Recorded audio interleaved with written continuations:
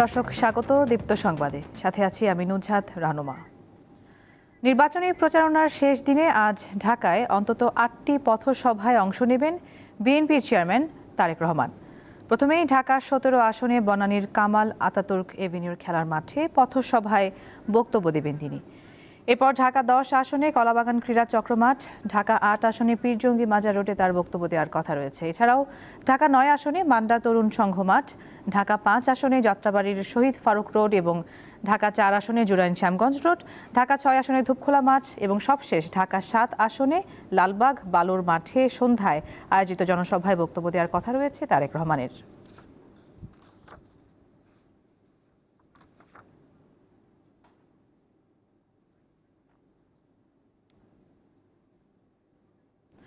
এ বিষয়ে জানাতে ঢাকার বনানী থেকে যুক্ত আছেন সহকর্মী আলওয়ান খান। আলওয়ান, তারেক রহমান কি পথসভায় যোগ দিয়েছেন কিনা জানাবেন, সেখানে সার্বিক অবস্থা কেমন দেখতে পাচ্ছেন?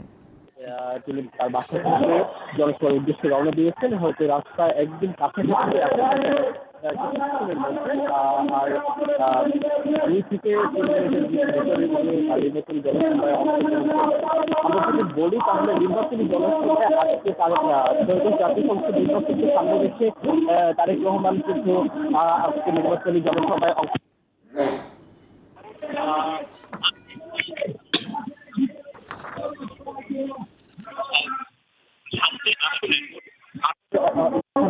জনসভা অংশগ্রহণ করবে। তার মধ্যে প্রথম যে জনসভাটি তার নির্বাচনী এলাকা এবং ঢাকা ১৭ আসলে তিনি জনসভা অংশগ্রহণ করবেন। এর মধ্যে আমরা যদি দেখাতে চাই হাজার হাজার ওনার সমর্থকরা এই নির্বাচনী জনসভার যে প্রাঙ্গণ ঢাকা ১৭ আসনের কামাল আতাতুর্ক এভিনিউর খেলার মাঠে এই জনসভার আয়োজন করা হচ্ছে। এখানে কিন্তু হাজার হাজার সমর্থকরা এখানে উপস্থিত হয়েছেন।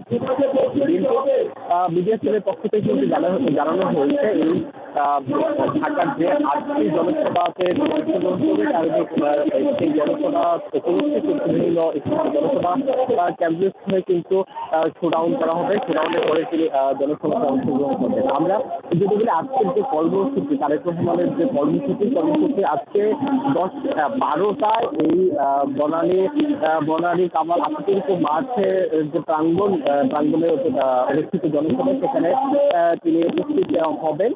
পাশাপাশি তারপরেই কিন্তু উনি দুপুর ১টার দিকে কলাবাগান ক্রীড়া চক্র মাঠে পরবর্তী জনসভায় অংশগ্রহণ করবেন। সেখান থেকে ঢাকা ২টার দিকে ঢাকা ৮ আসনের পীরজঙ্গি মাজার রোডের জনসভা উপস্থিত হবেন। তারপর বেলা ২টায় মান্ডাতে উপস্থিত হবেন। সেখানে ঢাকা ৬ আসনের বনানী থেকে যুক্ত ছিলেন সহকর্মী আলওয়ান খান। ত্রয়োদশ জাতীয় সংসদ নির্বাচনে এবার নতুন সংযোজন পোস্টাল ভোট। এবার প্রথমবারের মতো প্রবাসী ও দেশে ১৫ লাখের বেশি ভোটার পোস্টাল ব্যালটে ভোট দিচ্ছেন। তবে শুরু থেকেই নানা বিতর্ক ও চ্যালেঞ্জের মুখে ভোটদানের এই পদ্ধতি। পোস্টাল ভোটের কারণে এবার ভোটের ফল পেতে দেরি হবে বলে জানিয়েছে নির্বাচন কমিশন। ভোটদানে জালিয়াতি, গণনা বিতর্ক, ভোটের গোপনীয়তা ক্ষুণ্ণ হওয়া সহ নানা অভিযোগে যুক্তরাষ্ট্র, ভারত ও কানাডার মতো অনেক দেশেই পোস্টাল ব্যালট নিয়ে বিতর্ক পুরনো। এমন প্রেক্ষাপটের মধ্যেই আসন্ন ত্রয়োদশ জাতীয় সংসদ নির্বাচনে পোস্টাল ব্যালটে ভোট গ্রহণ করছে বাংলাদেশ। তবে বাহরাইন, সৌদি আরব ও কুয়েত সহ বিভিন্ন দেশের প্রবাসীর বাসায় বিপুল সংখ্যক পোস্টাল ব্যালট পাওয়া গেলে শুরুতেই বিতর্কের মুখে পড়ে পোস্টাল ভোট। কারচুপি, ভোটের গোপনীয়তা ভঙ্গ সহ রাজনৈতিক প্রভাব বিস্তারের অভিযোগে পদ্ধতিটির গ্রহণযোগ্যতা নিয়ে প্রশ্ন উঠেছে। প্রার্থিতা চূড়ান্ত হওয়ার আগেই প্রার্থীর নাম বা ছবি ছাড়া প্রবাসীদের ব্যালট পাঠানো ও প্রবাসীদের আগেভাগে ভোট দেয়া সহ নানা অনিয়মের অভিযোগ উঠেছে। তবে সংশ্লিষ্টরা বলছেন, ডাকযোগে ব্যালট পৌঁছানো ও তা ফেরত আনার জন্য পর্যাপ্ত সময় হাতে রাখতেই আগাম এই পদক্ষেপ। ১২ ফেব্রুয়ারি বিকেল ৪:৩০টার পর পোস্টাল ব্যালট দেশে এলে তা বাতিল হবে। আমাদের হিসাবে ছিল ম্যাক্সিমাম ১ মাস যাওয়া আসা। 1 মাসের জায়গায় আমরা কিন্তু মোর দেন 40 ডেজ দিয়েছি যাতে এটা গিয়ে ফেরত আসে। তারপরে কি হলো, ইউএসএতে তুষারপাত হলো, কানাডাতেও ঝড়, কোনো দেশে পোস্টালের স্ট্রাইক। জানুয়ারির ফার্স্ট উইকে পৌঁছার পর এখনও কিন্তু ভোটাররা পান না, এরকম আছে। পোস্টাল ভোট বিডি অ্যাপের তথ্য বলছে ৩ ফেব্রুয়ারি দুপুর ১২টা পর্যন্ত প্রায় ৩ লাখ প্রবাসী ভোটার ডাকযোগে পোস্টাল ব্যালট পাঠিয়েছেন। ঠিকানা না পাওয়ায় ভোট ছাড়াই ফেরত এসেছে অন্তত ১১,০০০ ব্যালট। দেশের পোস্টাল ব্যালটে প্রার্থীর নাম ও ছবি যুক্ত করে আগের ব্যালটের পরিবর্তন এনেছে ইসি। স্বচ্ছতা নিশ্চিত করতে কিউআর কোড ও বিশেষ সফটওয়্যার ব্যবহার করায় এই পোস্টাল ব্যালটে কারচুপির সুযোগ নেই দাবি ইসির। ভোটার কিউআর কোড স্ক্যান না করলে বাতিল হবে সেই ভোট। বিভিন্ন দেশে দেখা যায় যে একজনের ভোট আরেকজনের দিচ্ছে, সুন্দর করে পোস্ট বক্সে ফেলছে। রিটার্নিং অফিসারের কাছে যখন ফেসিয়াল ভেরিফিকেশন হবে, যখন দেখা যাবে যে এটা ম্যাচ করতেছে না বা সেকেন্ড টাইম সে ফেসিয়াল ভেরিফিকেশনটা ম্যাচ করে সে সাবমিট করে নাই, সেক্ষেত্রে স্ট্রেট এই ব্যালট বাতিল হয়ে যাবে। একই দিনে জাতীয় নির্বাচন ও গণভোট এবং বড় পরিসরে পোস্টাল ব্যালট গণনার বাড়তি চাপের কারণে ফলাফল প্রকাশে অতীতের চেয়ে বেশি সময় লাগবে বলে জানিয়েছে ইসি। যে ব্যালট স্ক্রুটিনাইজ করবেন গণনার সময় ওনারা কিন্তু 2 পাতার 119টা সিম্বল দেখতে হচ্ছে। একটায় টিক দেখা গেল, আরেকটা সেকেন্ড পেজে আরেকটা জায়গায় টিক হয়ে গেছে। টিক ক্রসটাও তো এটা যেই কলম দিয়ে করছেন এটাও তো দেখতে সময় লাগবে, কনফার্ম করতে হচ্ছে। সো এই জন্য এখানে সময় যাচ্ছে। হিউম্যান বিইং কাউন্ট করবে, ম্যানুয়ালি কাউন্ট করবে, এখানে সময় এক্সট্রা লাগবে। পোস্টাল ব্যালট গণনা কার্যক্রম দ্রুত করতে পর্যাপ্ত সংখ্যক দক্ষ জনবল বাড়ানোর পরামর্শ দিচ্ছেন বিশেষজ্ঞরা। তবে সবকিছু ছাপিয়ে পোস্টাল ভোট বিডি অ্যাপের মাধ্যমে আধুনিক প্রযুক্তির এই ভোট পদ্ধতি দেশের নির্বাচন ব্যবস্থায় কতটা আস্থা ও স্বচ্ছতা ফিরিয়ে আনতে পারে তা এখন দেখার অপেক্ষা, এমনটা মনে করছেন বিশ্লেষকেরা। শিউলি শবনম, দীপ্ত সংবাদ, ঢাকা। দর্শক, এবারে জানবো ঢাকা 19 আসনে নির্বাচনী প্রচারের খবর। এখানে বিএনপি ও এনসিপির শাপলা কলির প্রার্থী সহ বেশ কয়েকজন প্রতিদ্বন্দ্বিতা করছেন। এ বিষয়ে জানাতে যুক্ত আছেন সহকর্মী এম এ হালিম। হালিম, আজ তো প্রচারণার শেষ দিন, তো প্রার্থীরা এখন পর্যন্ত পাল্টাপাল্টি কোনো অভিযোগ করেছেন কিনা জানাবেন, এবং সেখানে সার্বিক নির্বাচনী পরিবেশ কেমন দেখতে পাচ্ছেন? নুজহাত, আমি এই মুহূর্তে রয়েছি সাভার পৌর এলাকা। তো আপনাকে জানিয়ে রাখি, আজকের প্রচারণা যদিও শেষ মুহূর্তে চলে আসছে, তো সেখানে কিন্তু আমরা দেখতে পেয়েছি সকাল থেকে কিন্তু বিএনপি এবং এনসিপির যে প্রার্থী তারাই কিন্তু মূলত প্রতিদ্বন্দ্বিতা করছে। তারা দুজনই কিন্তু আজকে সকালবেলা বিএনপির যে প্রার্থী তিনি কিন্তু একটি জানাজায় গিয়েছিলেন, তাছাড়া এনসিপির যে প্রার্থী তিনি একটি নির্বাচনী ইশতেহার আজকে ঘোষণা করবেন। এবং সেই হিসেবে এখন আমরা দেখতে পাচ্ছি যে এখানে পৌর এলাকার এখনো যারা এখানে অন্যান্য নেতাকর্মী রয়েছে তারাও কিন্তু এখন এখানে এই সকালবেলা থেকে তারা প্রচারণা শুরু করেছেন। যদিও এখানে আমরা দেখতে পেয়েছি মূল যে প্রার্থীগুলো তারা কিন্তু এখনো কিন্তু তারা মাঠে নামেনি, দুপুরের পর হয়তো মাঠে নামবে এবং এখন যারা নেতাকর্মী রয়েছে স্থানীয় তারা কাজ করে যাচ্ছেন। আপনাকে জানিয়ে রাখি যে ভোটের দিক থেকে কিন্তু ভোটার সংখ্যার দিক থেকে এটি বাংলাদেশের দ্বিতীয় বৃহত্তম যে একটি আসন। এখানে প্রায় 7,47,000 ভোটার রয়েছে এবং সেই আসনটিতে কিন্তু এবার আমরা দেখতে পেয়েছি বিএনপির মনোনীত যিনি প্রার্থী রয়েছেন এবং তাছাড়া এনসিপির যিনি 11 দলীয় জোটের প্রার্থী তিনিও প্রচারণা চালিয়ে গেছেন। যদিও এখানে জামাতের যে প্রার্থী ছিল তিনি এখানে জোটের কারণে তিনি এখান থেকে মনোনয়ন প্রত্যাহার করার পরই অনেকটা আমেজ কিন্তু এখানে আমরা দেখতে পাইনি। সব মিলে এই অঞ্চলে কিন্তু যে সেই রকম যে এখানে কোনো একজন আরেকজনের ভিতরে পাল্টাপাল্টি অভিযোগ এমন দেখতে পাইনি। এবং তাছাড়া এখানে যারা অন্যান্য প্রার্থী রয়েছে তারাও কিন্তু আজকে আমরা দেখতে পেয়েছি বিগত বেশ কিছু তারা কিন্তু প্রচারণা চালিয়ে যাচ্ছেন। সব মিলে যদি বলি যে এই যে ঢাকা যে 19 আসন, সেই আসনটি কিন্তু এখন পর্যন্ত কিন্তু একেবারে জমজমাট প্রচারণা শুরু হয়েছে এবং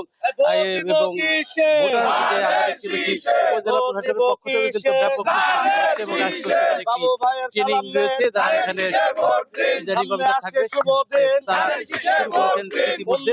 এই ছিল আমার কাছ থেকে ঢাকা 19 থেকে সর্বশেষ। দর্শক, সাভার থেকে সরাসরি জানাচ্ছিলেন আমাদের সহকর্মী এম এ হালিম। আগামী 12 ফেব্রুয়ারির ভোট উৎসবে যোগ দিতে দেশে ফিরছেন সিলেটের অনেক প্রবাসী। প্রিয় দলকে জেতাতে তাদের কেউ কেউ এর মধ্যে মাঠে নেমেছেন। সবার প্রত্যাশা অবাধ ও সুষ্ঠু নির্বাচন। 19 শতকের মাঝামাঝি সময় থেকে যুক্তরাজ্য, যুক্তরাষ্ট্র সহ বিভিন্ন দেশে ছড়িয়ে পড়তে শুরু করেন সিলেটের মানুষ। প্রবাসী আয়ে তারা বড় অবদান রাখছেন। 71 থেকে 24 দেশের সব রাজনৈতিক আন্দোলন ও সংকটে এই অঞ্চলের মানুষের উল্লেখযোগ্য ভূমিকা রয়েছে। ত্রয়োদশ জাতীয় সংসদ নির্বাচন সিলেটের প্রবাসীদের মধ্যে বেশ উৎসাহ উদ্দীপনা তৈরি করছে। অনেকেই এসেছেন দেশে, অংশ নিচ্ছেন নির্বাচনী প্রচার প্রচারণায়, প্রার্থীদের সাথে ঘুরছেন হাটবাজার অলিগলিতে। 15-16 বছর পরে দেশে এসে ইলেকশনে ভোট দিতে পারতেছে, এই আনন্দটা ঈদের আনন্দের চেয়ে অনেক বেশি। আমরা এলাকার সিলেট 6 আসনের জন্য আমি সব জায়গায় গেছি, সব জায়গায় গিয়ে আমাদের ক্যান্ডিডেটের জন্য ক্যাম্পেইনিং করতেছি। আমি একজন প্রবাসী হিসাবে ভোট উৎসবে অংশগ্রহণ করে আমি অত্যন্ত আনন্দিত এবং খুশি। আমরা চাই আমাদের প্রবাসীদের কথাগুলা যেন এই সরকার একটু মূল্যায়ন করে। অনেকেই পোস্টাল ভোটার দেওয়ার সুযোগ পেয়েছেন, অনেকে আপনার বাংলাদেশ এসেছেন, অনেকে এনআইডি করেছেন। আমরা আসলেই মনে করি একটা উৎসব হবে ইনশাল্লাহ 12 ফেব্রুয়ারি। আমরা প্রবাসীদের পক্ষ থেকে আপনাদেরকে আহ্বান জানাবো, এই নির্বাচন অত্যন্ত গুরুত্বপূর্ণ নির্বাচন।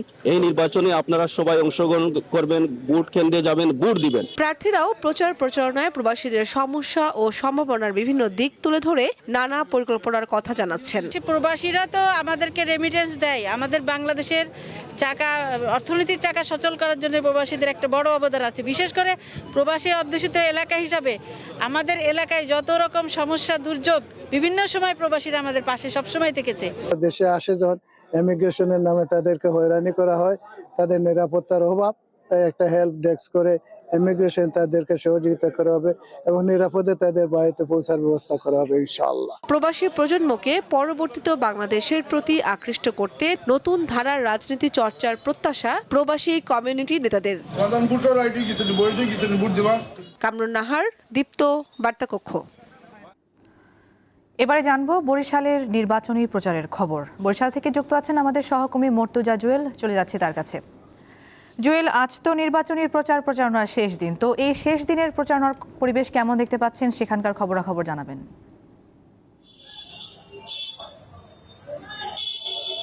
নুজহাত, প্রচারণার শেষ দিনে বরিশালের 6টি আসনের প্রার্থীরা তারা কিন্তু তাদের সর্বোচ্চ যে শক্তি এবং জনসমর্থন রয়েছে সেটি প্রমাণ করার চেষ্টা করছেন ভোটারদের নিকট।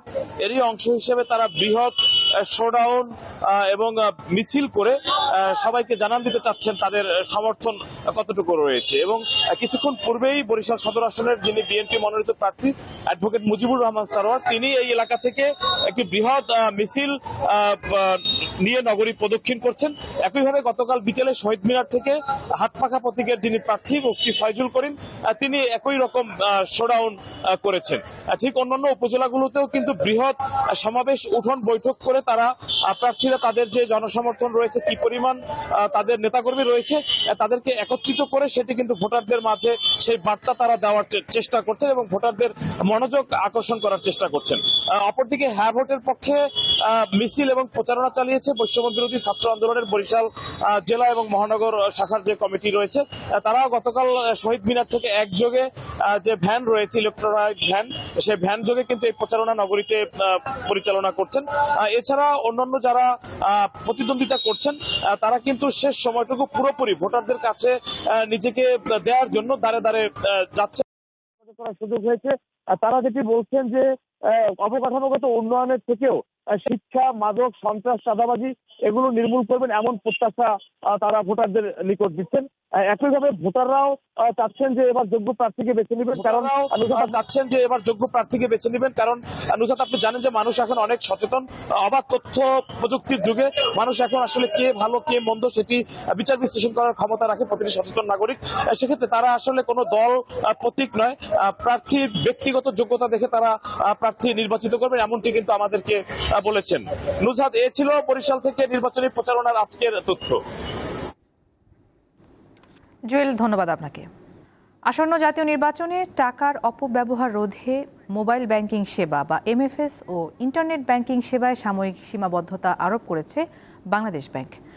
নির্দেশনা অনুযায়ী গত রাত 12টা থেকে আগামী 12 ফেব্রুয়ারি রাত 11:59 পর্যন্ত মোট 4 দিন ইন্টারনেট ব্যাংকিং সহ বিভিন্ন অ্যাপ এর মাধ্যমে ব্যক্তি থেকে ব্যক্তিতে টাকা পাঠানো বন্ধ থাকবে।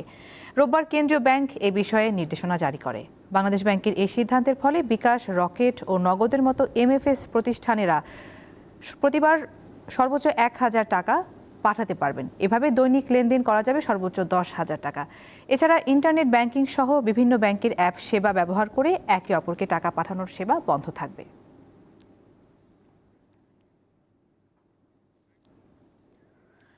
চট্টগ্রাম বন্দরে ডাকা অনির্দিষ্টকালের ধর্মঘট স্থগিত করেছে আন্দোলনরত শ্রমিক কর্মচারীরা। গত রাত 12:30টার দিকে এক বিজ্ঞপ্তির মাধ্যমে এই সিদ্ধান্তের কথা জানায় বন্দর রক্ষা সংগ্রাম পরিষদ। বিজ্ঞপ্তিতে বলা হয়, আসন্ন জাতীয় সংসদ নির্বাচন ও পবিত্র রমজান মাসে পণ্য খালাস স্বাভাবিক রাখতে জনস্বার্থে ধর্মঘট কর্মসূচি সোমবার সকাল 8টা থেকে আগামী 15 ফেব্রুয়ারি পর্যন্ত স্থগিত রাখা হচ্ছে।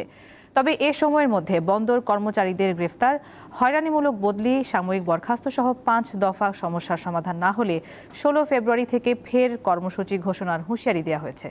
এর আগে চট্টগ্রাম বন্দরের নিউমোরিং কন্টেইনার টার্মিনাল এনসিটি ইজারা না দেওয়া সহ 4 দফা দাবিতে রোববার সকাল 8টা থেকে অনির্দিষ্টকালের জন্য লাগাতার ধর্মঘট শুরু করেন বন্দর শ্রমিক কর্মচারীরা।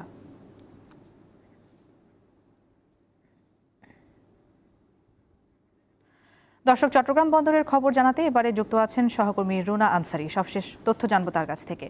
রুনা, ধর্মঘট স্থগিতের পর বন্দরের কার্যক্রমের এখন কি অবস্থা জানাবেন এবং আন্দোলনকারীরা কি বলছেন?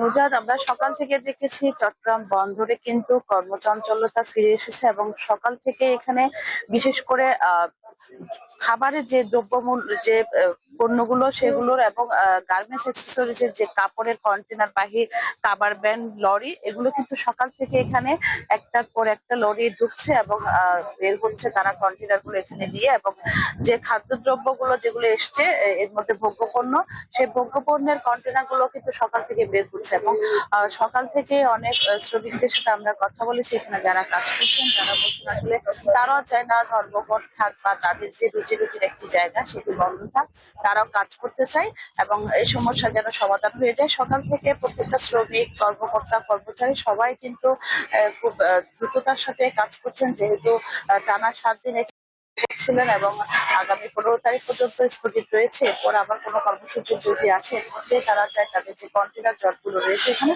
সেই কন্টেনার গুলো যেন তাড়াতাড়ি এখান থেকে ডেলিভারি করা হতো। সকাল থেকে আসলে চট্টগ্রাম থেকে বিভিন্ন জায়গার যে পণ্যবাহী লরি গুলো এবং যে কাভার ভ্যান গুলো আপনি নিশ্চয়ই দেখছেন, সেগুলো কিন্তু বন্দরের যে গেট, সেই গেট আমরা 4 নম্বর গেটে আছি, এই গেট দিয়ে কিন্তু চেকিং করে সেগুলো ঢুকছে এবং কিছুক্ষণ পর পর কিন্তু কিছু গাড়ি এখান থেকে কন্টেনার গুলো তারা জমা দিয়ে বের হচ্ছে এবং কিছু গাড়ি তারা ভোগ্যপণ্য নিয়ে বের হচ্ছে। এছাড়া এখানকার যারা শ্রমিক নেতৃবৃন্দ রয়েছেন, যারা আন্দোলন করছেন, তাদের সাথে আমরা কথা বলেছি। তারা বলছেন তারা যেহেতু রমজান এবং সামনে নির্বাচন, এই দুটো বিষয়কে তারা মাথায় রেখে আপাতত কর্মবিরতি তারা স্থগিত করেছেন এবং 15 তারিখ পর্যন্ত তারা কর্মবিরতিতে যাবেন না। এরপরে যদি তাদের দাবি দেওয়াগুলো মেনে না নেওয়া হয় তাহলে তারা পরবর্তী কর্মসূচি দিবেন। এখন পর্যন্ত চট্টগ্রামে যে জাহাজগুলো রয়েছে এখানে, চট্টগ্রামের ভিতরে বন্দরের ভিতরে যে জাহাজ রয়েছে সেই জাহাজের কন্টেনার গুলো কিন্তু ডেলিভারি চলছে এবং খুব কর্মচাঞ্চল্য ভাবে কিন্তু বন্দরের সার্বিক কার্যক্রম চলছে। সবকিছু মিলিয়ে চট্টগ্রাম বন্দরের যে প্রাণ, সেই প্রাণ ফিরে এসেছে আজকে সকাল থেকে। দর্শক, চট্টগ্রাম থেকে এনসিটির সবশেষ তথ্য জানাচ্ছিলেন সহকর্মী রুনা আনসারি। দিনাজপুর সহ রংপুর বিভাগের 3 জেলায় সড়ক দুর্ঘটনায় ক্ষতিগ্রস্ত পরিবারগুলোর পাশে দাঁড়িয়েছে বিআরটিএ ট্রাস্টি বোর্ড। দুর্ঘটনায় নিহত ও আহতদের পরিবারের মাঝে আর্থিক সহায়তার চেক বিতরণ করা হয়েছে। সোমবার সকালে দিনাজপুর জেলা প্রশাসক কার্যালয়ের অডিটোরিয়ামে ক্ষতিগ্রস্ত পরিবারের সদস্যদের হাতে চেক তুলে দেওয়া হয়। রংপুর বিভাগের দিনাজপুর, ঠাকুরগাঁও ও পঞ্চগড় জেলায় সংঘটিত সড়ক দুর্ঘটনায় ক্ষতিগ্রস্ত পরিবারের সদস্যদের হাতে বিআরটিএ ট্রাস্টি বোর্ডের মঞ্জুরিকৃত অর্থের চেক তুলে দেওয়া হচ্ছে। চেক বিতরণ অনুষ্ঠানে প্রধান অতিথি হিসেবে উপস্থিত ছিলেন বিআরটিএ চেয়ারম্যান ও অতিরিক্ত সচিব আবু মমতাজ সাদ উদ্দিন আহমেদ। অনুষ্ঠানে সভাপতিত্ব করেন দিনাজপুরের জেলা প্রশাসক রফিকুল ইসলাম এবং এছাড়াও অনুষ্ঠানে উপস্থিত ছিলেন অতিরিক্ত জেলা প্রশাসক রিয়াজ উদ্দিন আহমেদ, অতিরিক্ত জেলা ম্যাজিস্ট্রেট নূরে আলম সিদ্দিকী, অতিরিক্ত পুলিশ সুপার সুমন রঞ্জন দে। নিরাপদ সড়ক চাই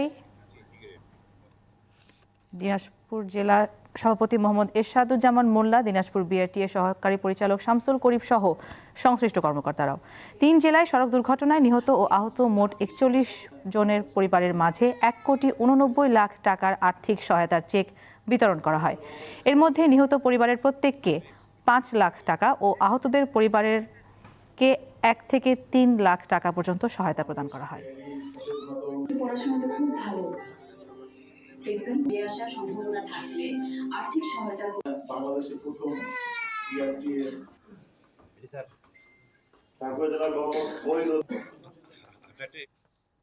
আন্তর্জাতিক প্রসঙ্গ।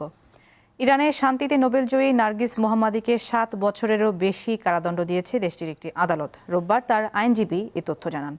আল জাজিরার প্রতিবেদনে বলা হয়, অপরাধ করার উদ্দেশ্যে জড়ো হওয়া এবং এতে যোগসাজশের দায়ে নার্গিস মোহাম্মদীকে 6 বছরের কারাদণ্ড দেওয়া হয়। এছাড়া অপপ্রচারের দায়ে আরও 1.5 বছরের কারাদণ্ড দেন বিচারক। কারাদণ্ডের পাশাপাশি তার উপর 2 বছরের দেশ ত্যাগের নিষেধাজ্ঞাও দেওয়া হয় এই রায়ে। তবে এই রায় চূড়ান্ত নয় এবং এর বিরুদ্ধে আপিল করা যাবে বলে জানিয়েছেন নার্গিস মোহাম্মদীর আইনজীবী। গত বছর 12 ডিসেম্বর আইনজীবী খসরু আলীকর্দির রহস্যজনক মৃত্যুর নিন্দা জানানোর পর নার্গিস মোহাম্মদীকে গ্রেপ্তার করে ইরানি সরকার। তখন থেকেই কারাগারে আছেন তিনি।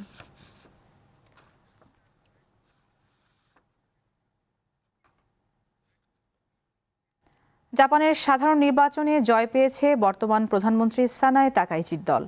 দেশটির পার্লামেন্টের নিম্নকক্ষে তারা 2/3 সংখ্যাগরিষ্ঠতা অর্জন করেছে। জাপানের সরকারি সম্প্রচার মাধ্যম NHK জানায়, রোববার অনুষ্ঠিত ভোটে 465 আসনের নিম্নকক্ষে তাকাইচির লিবারেল ডেমোক্রেটিক পার্টি 352টি আসনে জয়ী হয়েছে, যা সরকার গঠনের জন্য প্রয়োজনীয় 233টি আসনের চেয়ে অনেক বেশি। পর্যবেক্ষকদের মতে, তাকাইচির ব্যক্তিগত জনপ্রিয়তা এই নির্বাচনে এলডিপিকে তাদের অবস্থান শক্তপোক্ত করতে সহায়তা করেছে। তাকাইচির এই ঐতিহাসিক বিজয়ে অভিনন্দন জানিয়েছেন যুক্তরাষ্ট্রের প্রেসিডেন্ট ডোনাল্ড ট্রাম্প। বিবিসি বলছে, এবার আগের নির্বাচনের তুলনায় অগ্রিম ভোট কম পড়েছে। 2024 সালে অনুষ্ঠিত নির্বাচনের তুলনায় 2.5% কম ভোট পড়েছে এবং গত 36 বছরের মধ্যে এবারই প্রথম জাপানে শীতকালে নির্বাচন অনুষ্ঠিত হলো।